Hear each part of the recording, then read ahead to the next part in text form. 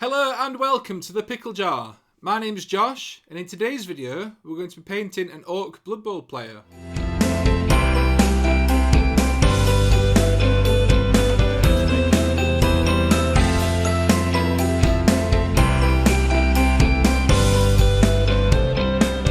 Hi guys, welcome to the video. To those of you that are new to the Pickle Jar, welcome.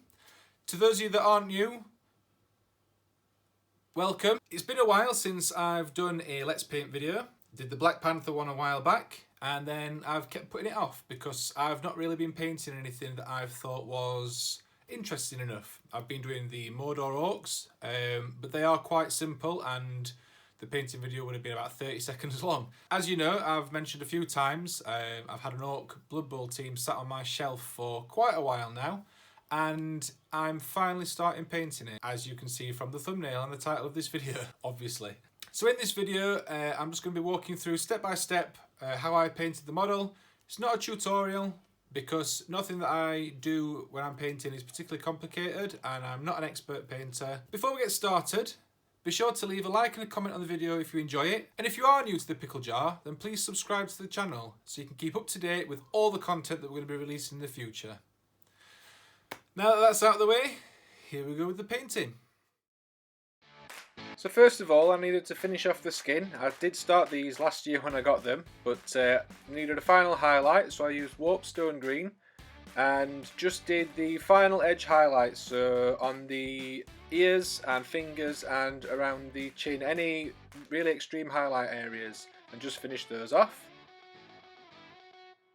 Then I wanted to paint all the leather under armour, so I used Rhinox Hide Brown and just gave this quite a heavy watered down covering all over, get a nice decent covering so it was nice and prepared, ready for the next stage.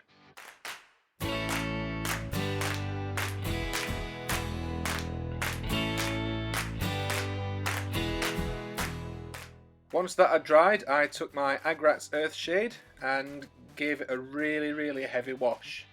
Now, I use an old brush for this, and I just really load it up and give it a proper heavy wash because I like the effect that that gives. I think it makes for a really nice leather look because it sort of pools and splotches in random places like you would get for sort of worn leather.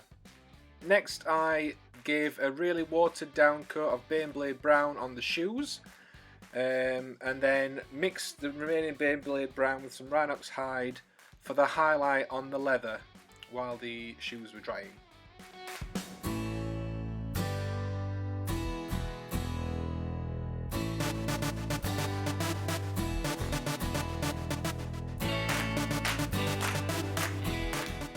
Next, I took some Abaddon Black and then used that to paint the ribbon and the sort of flowing cloth bits on the player. And then once that had dried, I then applied another heavy wash to the boots. Then I'm using Eshin Grey just to give a bit of highlighting on the black cloth areas.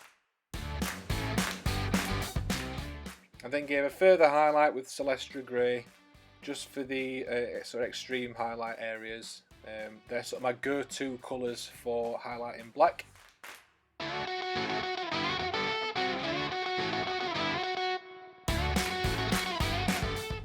Now on to the fun part. I'm using XV88 for the armour. This is just for the base coat because I'm going with yellow because apparently I decided that I hate myself.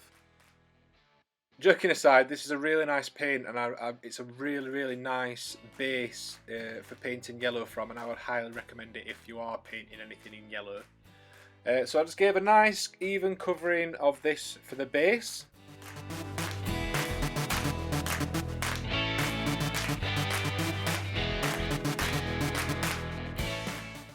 And then I mixed in some real yellow, so I mixed that in with the base paint for the next layer, and then once that had dried, then gave a layer over the top of just the bright yellow by itself.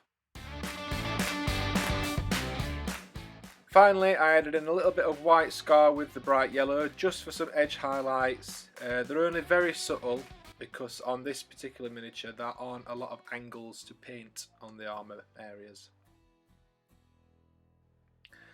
Next I used celestra grey just to mark out an area on the shoulder pad, because I decided I wanted to do checks on this piece of armour.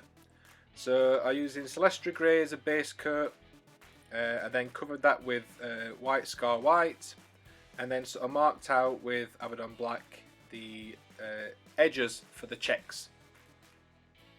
And then it was just a case of filling in the gaps.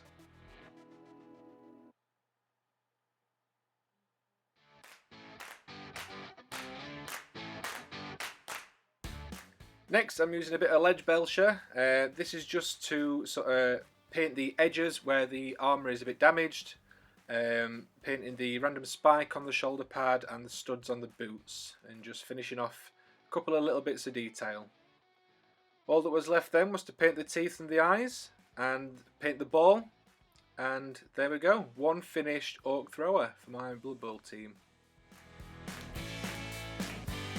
There you go guys, that is how I painted my Orc Blood Bowl player. I might do a couple more of these as I continue painting through my Orc team. I am hoping to get it done fairly quickly now that I've started, as I've got another project lined up which I can't really start until my Orcs are finished. With this one that I've painted in today's video, that's 2 done out of the 12, so only another 10 to go. If you did enjoy the video, be sure to leave a like and a comment. Let me know your thoughts, and if you intend to maybe use the same colour scheme that I'm using, that'd be interesting to see. And if you are new to the Pickle Jar, then please subscribe and you can keep up to date with all the videos we're going to be releasing in the future. Thanks very much for watching guys, I'll see you in the next one.